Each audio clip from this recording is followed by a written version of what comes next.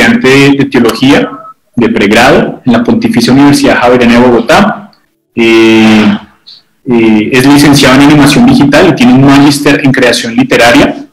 Actualmente dedica parte de su vida a la formación teológica, pastoral y espiritual a discípulas y discípulos de Jesús. Es un hermano panameño que nos acompaña hoy en esta experiencia de pensarnos la iglesia. Bienvenido, Marco. Querido Andrés, gracias a ti por la invitación, gracias a todos los que han estado compartiendo, gracias a Pilar por su reflexión. Yo quisiera, antes de empezar, animarlos a todos a que podamos dar una palabra. Yo creo que la teología necesita, a propósito de las tecnologías, estar allí también donde habita la gente de hoy y decir algo, decir una palabra. Creo que me parece muy importante eso. Y justamente pensando en una palabra teológica, una palabra desde el cristianismo para la coyuntura que estamos viviendo, a mí se me ocurrió pensar todo el tema de la pandemia desde el texto bíblico, desde los evangelios, desde Jesús de Nazaret y desde la experiencia de Pascua, justamente a propósito de que en este tiempo de pandemia tuvimos que vivir varios momentos de la liturgia católica en el contexto de una pandemia, ¿no? Y todavía nos mantenemos allí, algunos lugares más abiertos, más cerrados para el tema de la Eucaristía, en fin. Pues bueno, nos tocó vivir Pascua en este tiempo de pandemia. Y por eso mi reflexión la he titulado así, Vivir la Pascua en tiempos de pandemia. Lo primero que quiero hacer es aproximarme como a tres posibilidades de definición de la Galilea, ¿no? Pensando en aquello que el joven le dice a las mujeres cuando en el Evangelio de Marcos van a buscar a Jesús para hacer todo el rito, ¿no? de la sepultura y hacer la despedida, y escuchan esa palabra un poco extraña, ¿no? Vayan y díganle a Pedro y a los discípulos que el resucitado se les ha adelantado en Galilea, como les había dicho antes. Entonces yo pensaba, bueno, ¿y Galilea qué es? ¿Galilea qué significa? ¿Y cómo podríamos hoy un poco interpretar esta palabra, este lugar teológico del Evangelio de Marcos para nuestra realidad? Entonces lo primero que quiero hacer es aproximarme, una especie de introducción, aproximarme a lo que Galilea, desde el Evangelio, desde la teología bíblica, significa, ¿no? Como por dónde podría ir la reflexión. Entonces procedo a compartir con ustedes. Marcos cierra su libro sobre la buena noticia de Jesús, Mesías, Hijo de Dios, con esta expresión interesante e impactante. Él irá delante de ustedes a Galilea y allí lo verán, tal como les dijo. Marcos capítulo 16, versículo 7.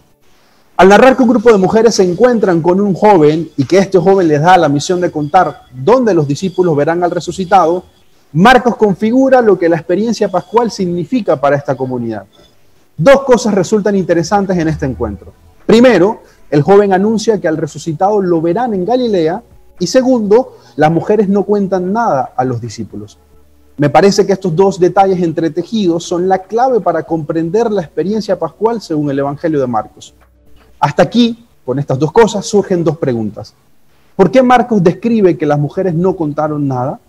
Y segundo, ¿qué significa ir a Galilea? Para responder a estas preguntas, lo primero es decir que ellas, las mujeres, entendieron que al resucitado no se le puede ver sin hacer su propio camino. Este es el significado de ir a Galilea, hacer el propio camino. Qué detalle tan precioso que pone Marcos en su narración.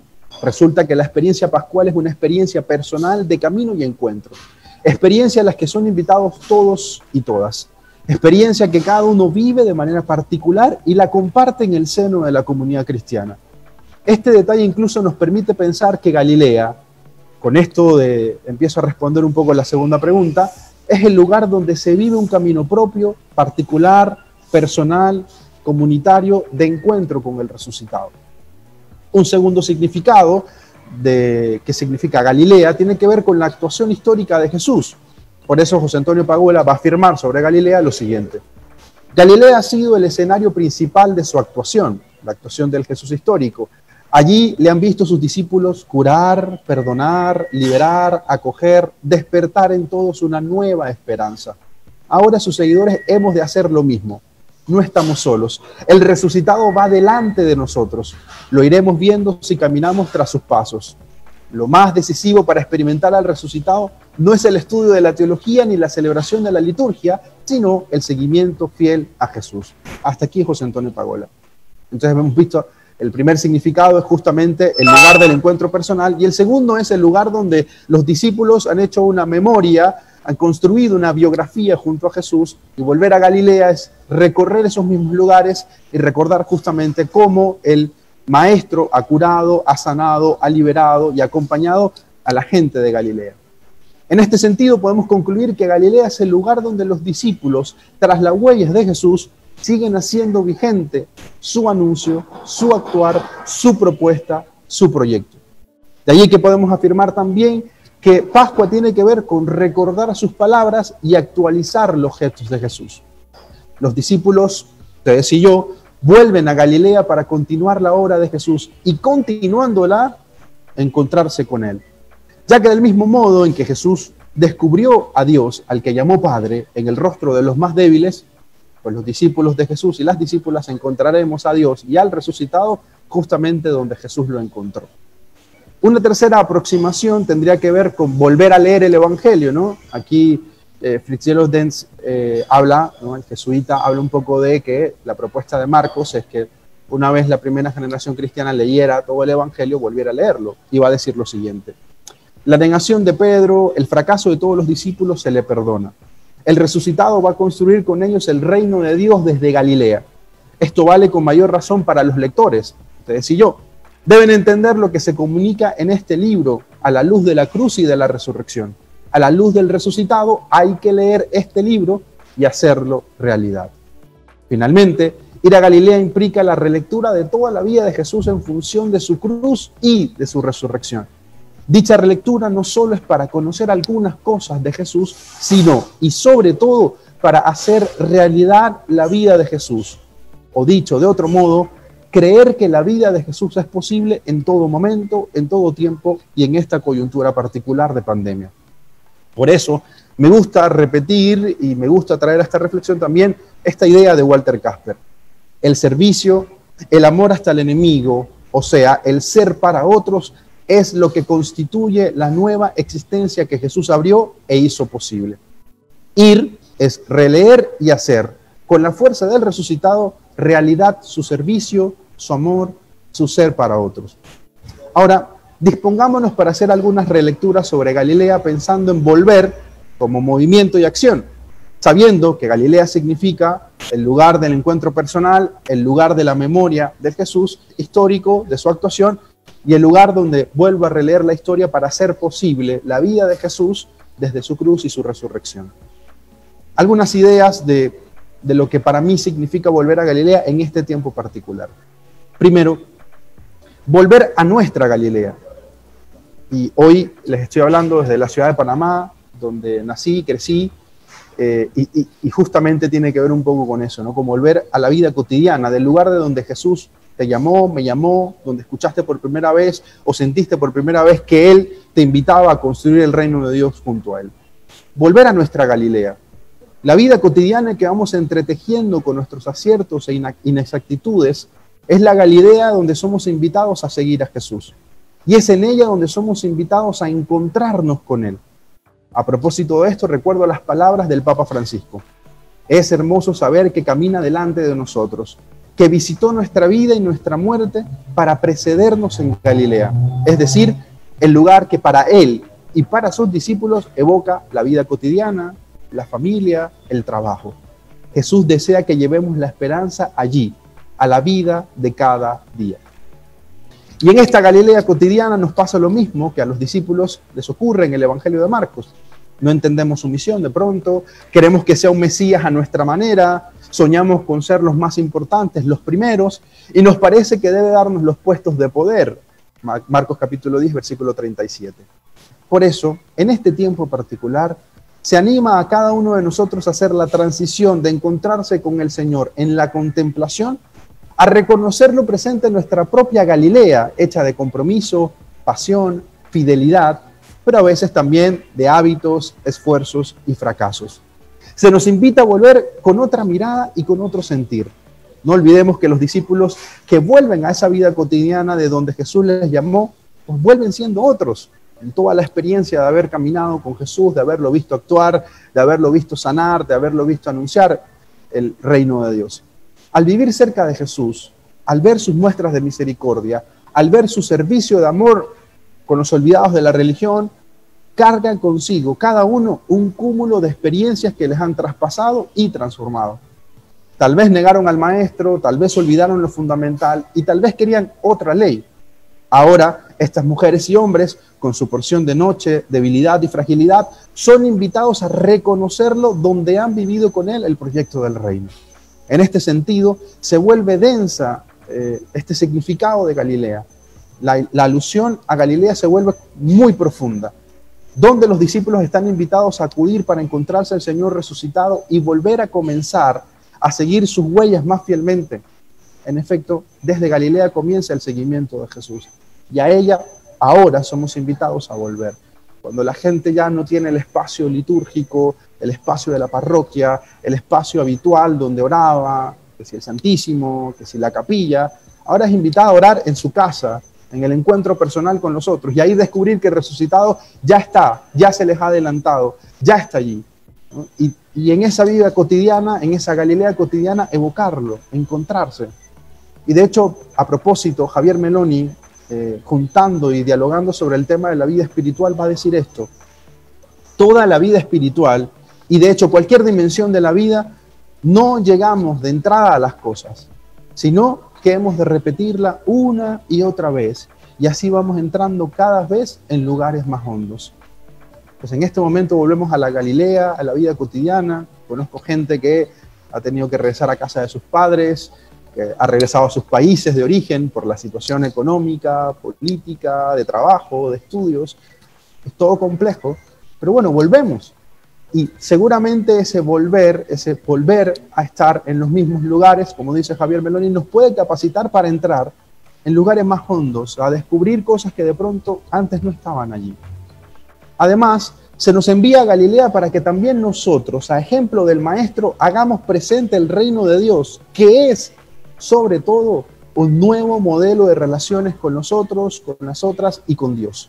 Relaciones de fraternidad y sororidad que sean capaces de liberarnos de nuestro egoísmo y liberar a los otros de sus propias resistencias impuestas. Por eso volvemos, para que en la responsabilidad y en la fatiga diaria, en las estructuras, así como en lo personal, se rompa la esclavitud y siempre, comenzando de nuevo, se siga y se vea al resucitado crucificado. Entonces ese evangelio de Jesucristo, Hijo de Dios, principio de perdón, promoción, rescate y crecimiento, todo está hecho así, todo lo podemos hacer. Primer punto, volvemos a nuestra Galilea cotidiana. Habitamos nuestra casa, habitamos nuestra habitación, habitamos la casa de la familia o habitamos el lugar donde estamos. Han aparecido un montón de videos y memes de padres que están en conferencias de trabajo y aparecen los hijos corriendo por atrás. Bueno, esa, la Galilea cotidiana, la vida cotidiana con todo lo que tiene. Y allí los cristianos intentamos descubrir que está Jesús, que está el resucitado, e intentamos nosotros vivir como el Jesús nos ha enseñado, para ahí también anunciar el reino de Dios y la buena noticia. No saliendo, sino volviendo. Segundo, volvemos a Galilea para volver a creer. La sensación de fracaso es palpable en los relatos de Pascua que nos regalan los evangelios. En Marcos es tan grande la desolación que las mujeres no tienen fuerzas, esperanzas ni ganas de ir a anunciar que Jesús está vivo. El dolor de la muerte y la peregrinación interna que debe vivir cada uno por la pérdida de su amigo es compleja, difícil y tan humana que los encierra entre el temor y la añoranza. Sin embargo, la invitación tiene un toque muy especial. Él se les adelantará. Jesús va delante de los discípulos y las discípulas. Y esto me hace pensar que también va delante de nosotros, los discípulos y discípulas de este tiempo de pandemia. Que vaya adelante significa que no depende de si nosotros vamos o no, de si llegamos o no. Jesús no se va a hacer presente en Galilea cuando los discípulos lleguen. Al contrario, ya está allá, ya está aquí, ya nos espera. Depende de nosotros pasar de la tumba vacía y oscura, el lugar de la muerte, al lugar donde Jesús nació y vivió, Galilea, el lugar de la vida, el lugar donde comenzó todo con aquel anuncio. El tiempo se ha cumplido el reino de Dios está llegando, conviértanse y crean en la buena noticia. Pascua tiene que ver con esto. Volvemos a Galilea y escuchamos el eco de la voz de Jesús que nos dice, conviértanse y crean. Y aquí surgen unas preguntas. ¿Estamos dispuestos a convertirnos en buena noticia? ¿Estamos dispuestos a convertirnos en creyentes de esta buena noticia? ¿Estamos dispuestos a convertirnos en seguidores de esta buena noticia? Porque allí, justo allí, empieza Pascua. Por eso esta invitación de volver es la invitación de acoger de nuevo la llamada de Jesús. Por último, no olvidemos que creer en el Evangelio de Marcos significa sobre todo seguir aquel a quien sabemos de dónde y hasta dónde nos precede. Volver a nuestra Galilea cotidiana, volver a creer. Tercera idea, volver a cantar. El Papa Francisco en la vigilia de Pascua llamó la atención sobre otro detalle que me parece importante de Galilea. Y en aquella ocasión dijo, Galilea es el sitio más alejado de Jerusalén, sitio donde conviven otras creencias. De hecho, en el Evangelio de Mateo se le titula la Galilea de los Gentiles. ¿Quién nos dice esto? Que el anuncio de la esperanza no se tiene que confinar en nuestros recintos sagrados, sino que hay que llevarlo a todos, porque todos necesitan ser reconfortados. Qué hermoso es ser cristianos que consuelan, que llevan las cargas de los demás, que animan, que son mensajeros de vida en tiempos de muerte. Llevamos el canto de la vida a cada Galilea, a cada región de esa humanidad a la que pertenecemos. Lo dijo el Papa en la vigilia de Pascua, justamente, ¿no? Hablando de la Galilea de los gentiles, el lugar más alejado de Jerusalén, el lugar más alejado del culto, del centro del culto.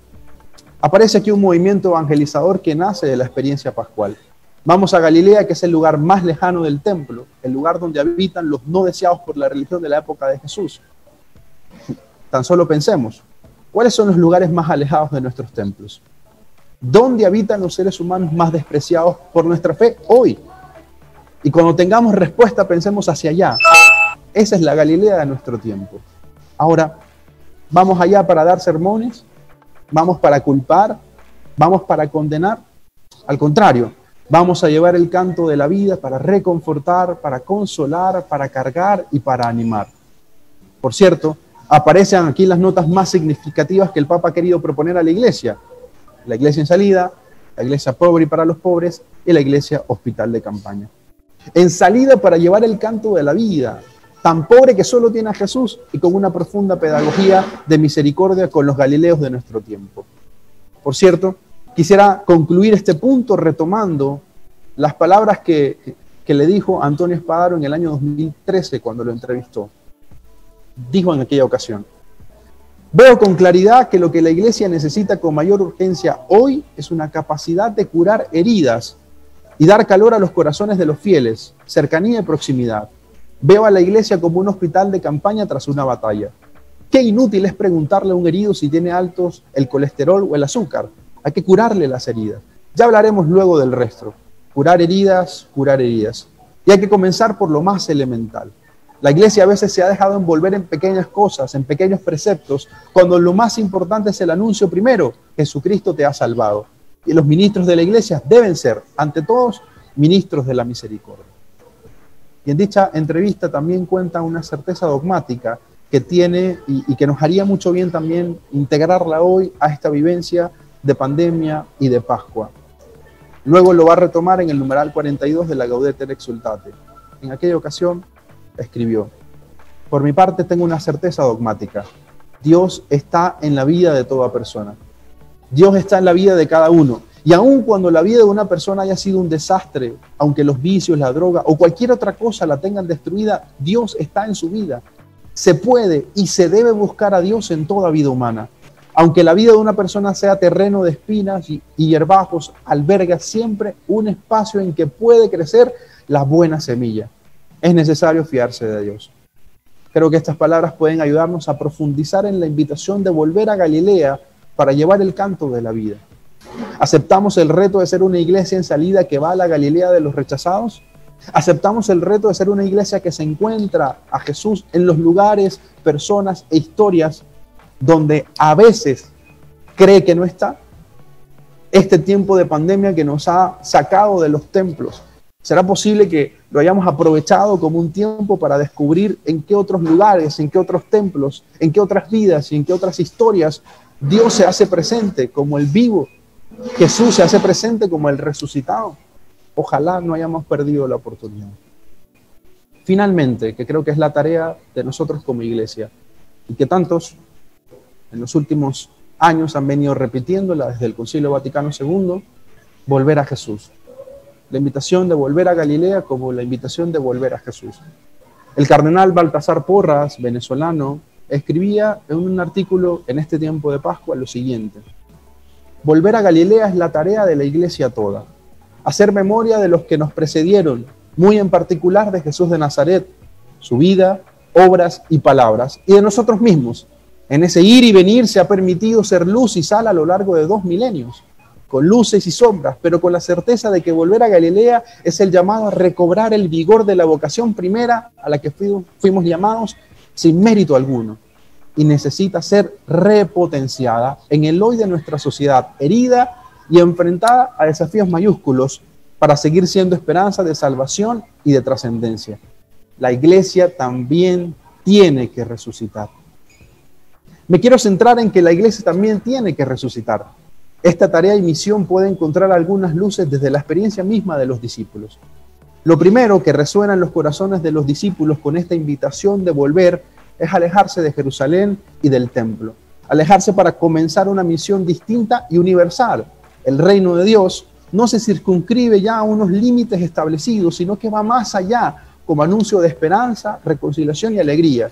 La iglesia también resucita si sale de sí misma sus lugares cómodos y comunes para llevar la buena noticia. Dicho de otro modo, aunque el campo de misión sea diferente, el itinerario personal de ellos, los discípulos de ayer y de hoy, ha de ser como ha sido el de Jesús. Hay un camino que recorrer y Él los espera para acompañarlos. Es la promesa de su presencia en la misión futura, la experiencia de que Jesús está vivo, que las mujeres han tenido en el sepulcro, ellos la tendrán en Galilea. Lo segundo es el proceso de conversión que cierra una etapa y abre otra. Durante todo su camino discipular, algunos han creído que Jesús era un Mesías poderoso y político que venía a acabar con el dominio de Roma. Sin embargo, se van llevando poco a poco muchas sorpresas al ver que este maestro se resiste a complacer esas ideas de dominio y poder. La iglesia también resucita si se aleja de la tentación de poder, dominio e imposición que la han caracterizado durante su historia. Por eso, el joven no encarga a las mujeres que cuenten lo que han visto en el sepulcro. Los discípulos tienen que llegar personalmente a la misma experiencia, y esa experiencia no la tendrán en Jerusalén, sino en Galilea, es decir, solamente si renuncian a sus ideales de un Mesías de poder y de gloria para Israel, si aceptan por fin el secreto del reino, el amor de Dios que abraza por igual a los hombres, mujeres y pueblos, amor que ellos han de traducir en servicio y entrega.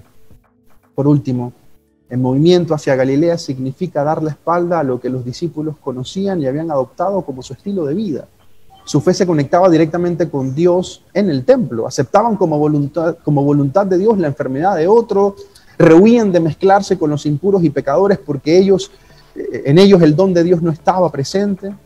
Pues bueno, creo que la iglesia también resucita si da la espalda a las ideas, conceptos, certezas que la han hecho juez de tantos, que la han alejado de lo esencial y sobre todo que la han hecho marginar el evangelio de Jesús y ponerse a ella misma en el centro. Siendo así, Galilea es para aquella situación, para aquel momento de los discípulos, la patria pequeña del evangelio, el escenario principal de la actuación terrena de Jesús. Ver al resucitado en la tierra de su actuación terrena significa también poder comprender a Jesús completamente. Solo se le entenderá plenamente en su identidad como terreno, crucificado y resucitado. Para los discípulos esta comprensión no era todavía posible cuando andaban con Jesús. Deben abrirse ahora a esta realidad. Pero el movimiento hacia Galilea significa también dar la espalda a Jerusalén. Ahora, a manera de conclusión, el movimiento al que nos invita este volver trae consigo sus notas de esperanza y incertidumbre, nostalgia, incomprensión, certezas y pérdida. No tengamos miedo de volver para ser testigos de su proyecto, de su vida, de su manera de proceder. Recordaba aquí también las palabras de José María Rodríguez Olaizola. No son tus discípulos los que exigen, cargados de argumentos y sentencias, sino los que aprendieron de ti a servir. No es más testigo del Evangelio quien más lo cita, sino quien con su vida lo hace real. Volver hoy a Galilea, a la vida cotidiana, a los contextos cotidianos, habitar nuestras casas, nuestros hogares, habitar con otros mientras nos manteníamos encerrados, habitar con el ruido, habitar con la interrupción de la vida cotidiana, habitar en el espacio al que poco íbamos porque tendríamos que salir temprano a la universidad o a trabajar y en la casa poco estábamos, habitar ese lugar para allí hacer realidad el Evangelio de Jesús.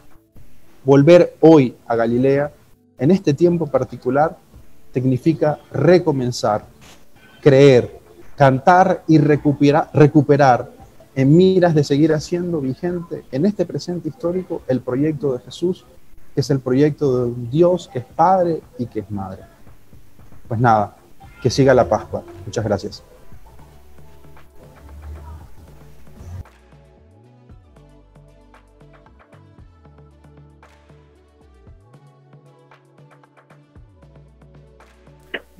Bueno, Marco, muchas gracias por esa excelente presentación.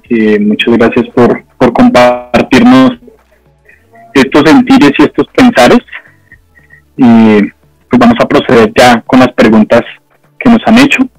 Hay una pregunta que tenemos desde el Facebook que nos hace Carlos Briceño. Ya, regálame un segundo, ya te la doy.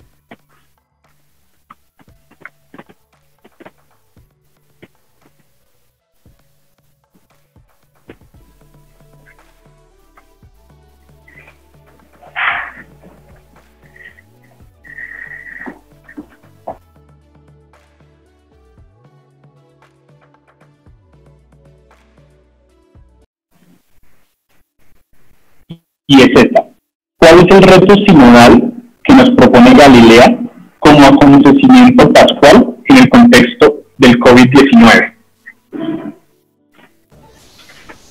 Es una muy buena pregunta, justamente porque me parece a mí que la gran tentación que tuvimos en este tiempo de pandemia es replicar en el continente digital lo mismo que veníamos haciendo en nuestra vida parroquial normal, ¿no?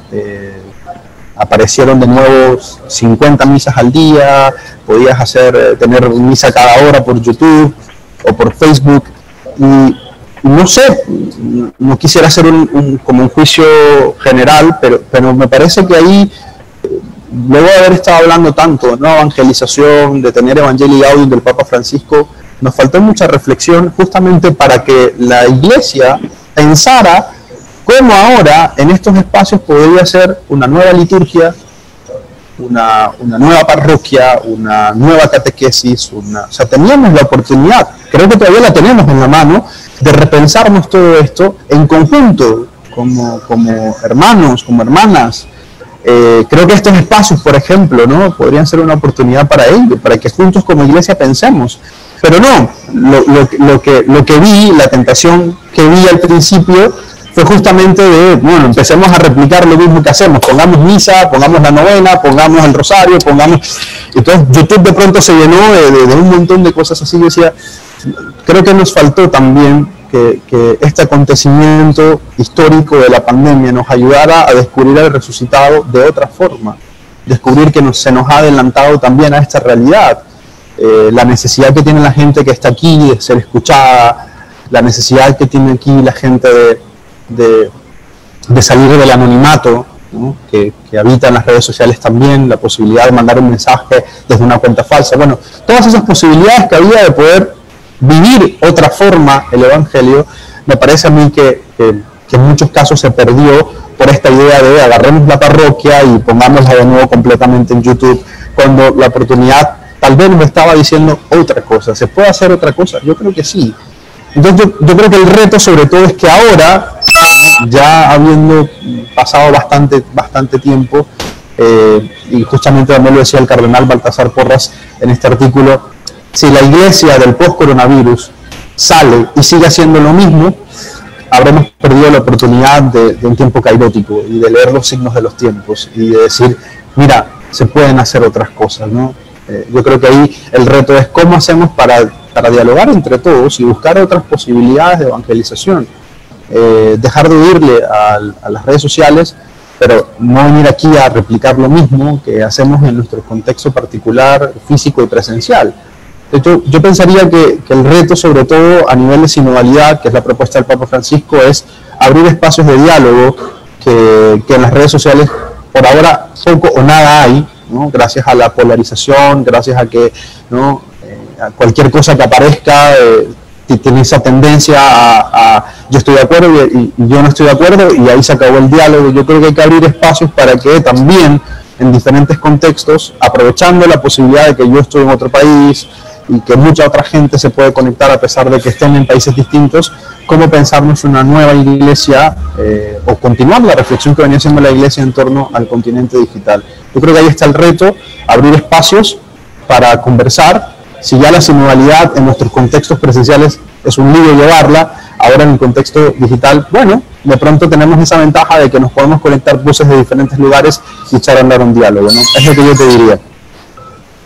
Listo, Marco, gracias. Bueno, voy a hacer una segunda pregunta que nos hacen en el chat acá de Zoom, y es, ¿cuáles son los desafíos a la formación teológica? ¿Y qué se dedica?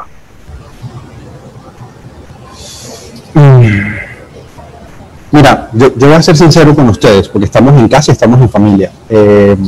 A mí me sorprende, yo manejo las redes y he trabajado en redes sociales bastante tiempo en mi vida, y cuando empezó la pandemia empecé a rebuscar qué había de teología en el mundo digital, y me dio un poco de sorpresa descubrir que la voz teológica todavía está mucho en la academia.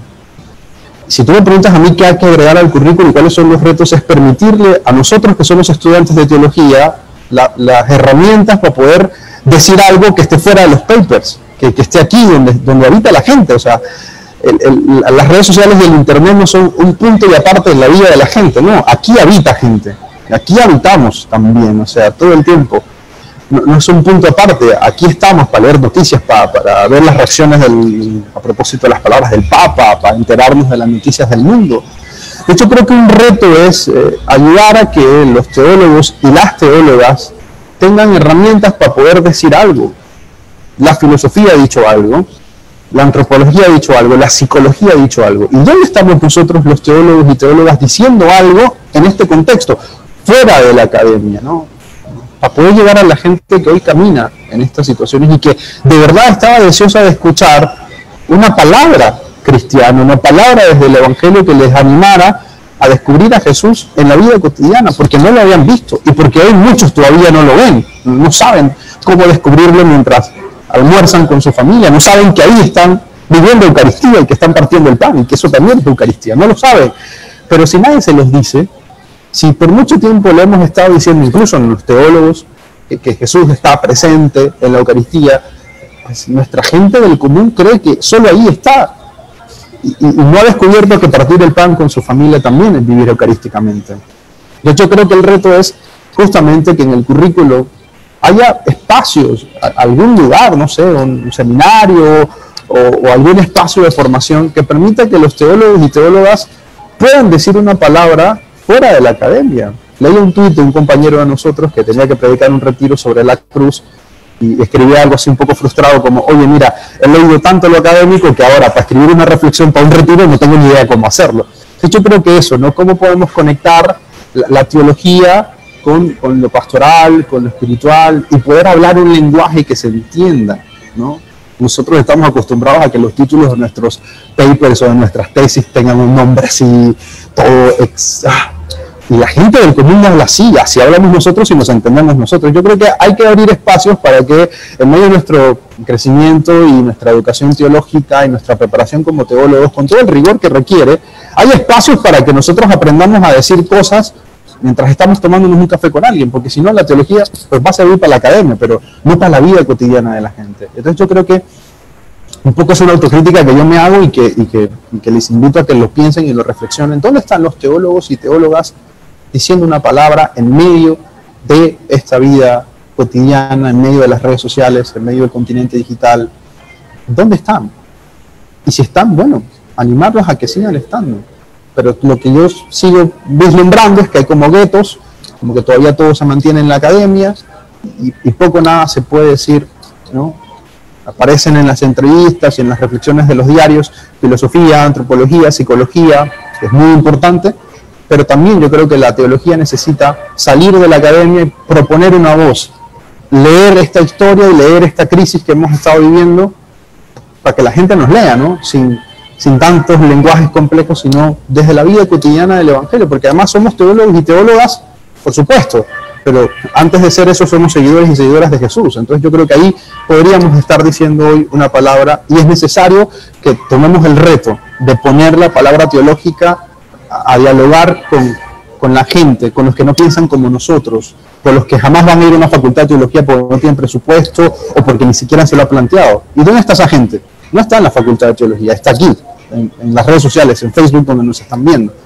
Es lo que yo respondería a esa pregunta. Creo que hay un reto ahí de meter en el currículum espacios para esto, para poder sacar un poco la teología y ponerla a dialogar con la cultura y con la gente que está aquí, con los jóvenes de la iglesia que están aquí, que se hacen preguntas, que tienen dudas, que tienen crisis. Bueno, es lo que yo diría, ¿no? Listo, Marco, muchas gracias. Y pensando un poquito en eso, nuestra diócesis estuvimos en un proceso de pensarnos y repensarnos en la pandemia, ¿no? Teníamos los templos cerrados, estas experiencias de cómo nosotros veníamos viviendo nuestra fe y nuestro ser iglesia, que estaba centrado en el templo, en Jerusalén, como tu nombre decía, y ese proceso de pensarnos un poco, bueno, ¿qué vamos a hacer nosotros, obispos, sacerdotes, laicos, jóvenes, etcétera, etcétera?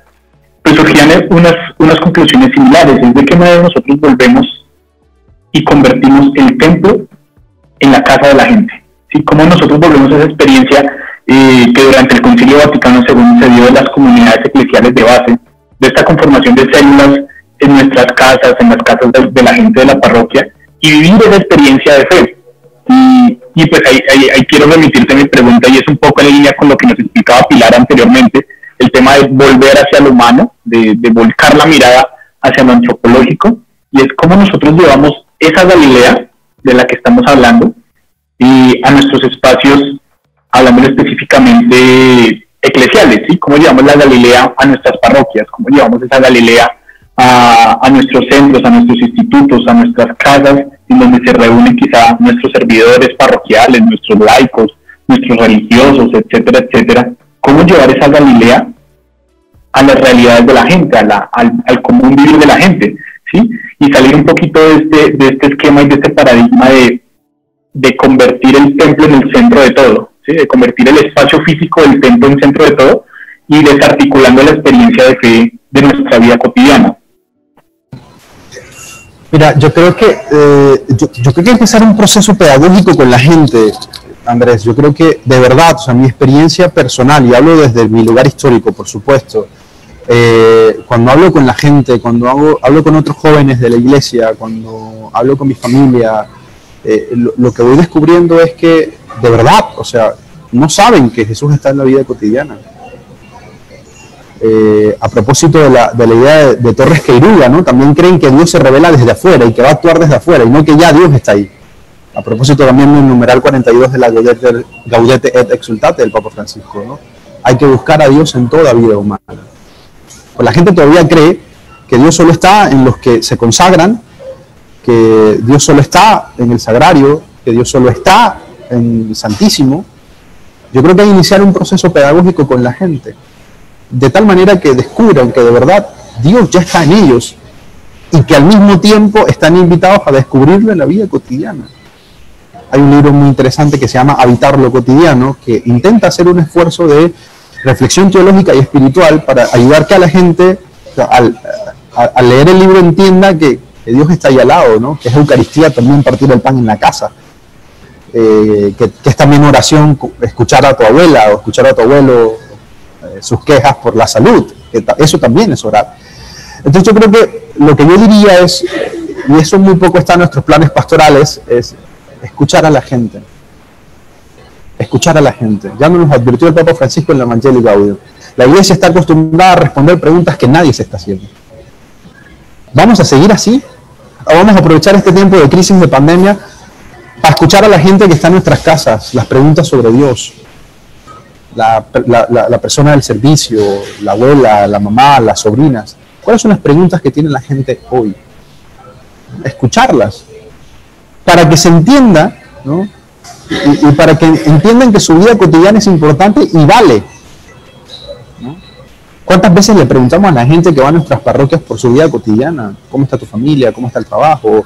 ¿Qué hiciste hoy? ¿Qué vas a hacer mañana? ¿Cuál fue la última serie que te leíste? O que te viste, perdón. ¿Cuál es el último libro que te leíste? O sea, la vida cotidiana poco aparece incluso en la Eucaristía, ¿no? En el momento de hacer la oración, colecta, ¿qué aparece? Pues el que ha pagado o el que ha puesto ahí la intención y ya está. Pero no hay un espacio para que la gente diga, oye, hoy yo quiero orar por esto. Entonces, la vida cotidiana como que, no, lo importante es... Yo creo que hay que empezar a meter la vida cotidiana como espacio teológico y como lugar de encuentro con Dios. Y ayudar a que la gente comprenda eso. Porque la gente de la vida cotidiana de pronto no lo sabe y no tiene por qué saberlo. Para eso estamos los teólogos y las teólogas, para ayudarlas. Las parroquias, las comunidades, los catequistas, los evangelizadores, los predicadores deberían estar anunciando que Dios está ahí, pero se ha acentuado tanto tiempo en nuestra historia como iglesia que a Jesús solo lo encontramos en espacio sagrado, ¿no? En estas personas porque están consagradas.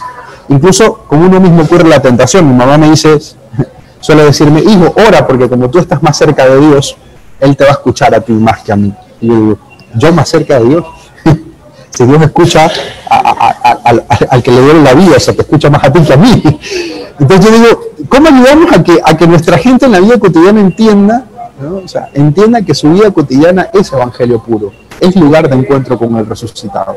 Yo creo que ahí justo hay que iniciar un proceso pedagógico, ¿no? De lectura de los evangelios, de anuncio de esa buena noticia. Y por eso este texto de vuelvan a Galilea porque allá se les adelantará me parece muy importante, porque no les dice vayan a Jerusalén al templo, no, vuelvan a la vida cotidiana. Tú te imaginarás a los discípulos regresando de sus familias diciéndole, hey, nuestro supermaestro murió en la cruz y bueno, tocó volver a ser pescadores, ¿no? De hecho en el capítulo 21 de Juan vuelven a pescar porque no tienen más nada que hacer, vuelven a lo que saben hacer y ahí se encuentran con Él.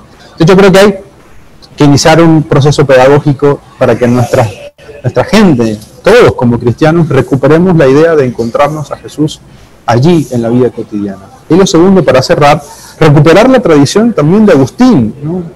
Que me parece que es el que más ha recalcado o el que trajo de nuevo a la Iglesia en su reflexión teológica y espiritual el tema de Señor, yo te buscaba por fuera, creía que estabas fuera de mí, y un día me desperté y descubrí, oh sorpresa, estabas dentro de mí, eres lo más íntimo de lo más íntimo de mí. Entonces ayudar a que la gente descubra que Dios está en ella, me parece que es una cosa importantísima y evangelizadora, ¿no? Porque la gente vuelve y sigue creyendo que Dios está fuera de ellos, que Jesús está fuera de ellos, que tienen que ir al templo para encontrarse con Él. No, espérate, es que San Juan de la Cruz va a decir que el centro del alma es Dios, o sea, ahí está Dios, en ti. Entonces, ¿cómo iniciamos ese proceso pedagógico para tratar de llegar a un equilibrio entre el encuentro comunitario en la iglesia, que es importante, y el encuentro personal con Jesús en mi casa? Entra a tu cuarto y allí en tu cuarto, tu Padre que ve en lo secreto te recompensará. Un poco lo que yo te diría, Andrés. Me parece que hay un reto increíble pedagógicamente hablando. Listo, Marco, muchas gracias. Y sí, retos y tareas nos quedan a todos nosotros como iglesia para seguir trabajando, para seguir construyendo. Retos de volver a Galilea, retos de volcar nuestra mirada hacia lo humano, hacia lo antropológico, de romper un poco ese paradigma tecnológico y virtual que puede llegar a deshumanizarnos y volver a encontrarnos. Esa es la experiencia, obviamente, pues con todas las implicaciones de la pandemia, de la salubridad, etcétera, etcétera. Pero bueno, esa es la invitación de volver a Galilea, de convertir nuestra experiencia eclesial, nuestra experiencia parroquial, nuestra experiencia de fe, en experiencias de vida cotidiana, ¿sí? No solo centrar nuestra mirada en un templo, en una Eucaristía de 12 de la mañana un domingo y el resto de la semana no soy creyente, sino vincular todo esto a una experiencia antropológica, humana, teológica. Y un agradecimiento muy especial para Marco, para Pilar, que nos acompañaron en este primer espacio. Interesantes las reflexiones, como ven.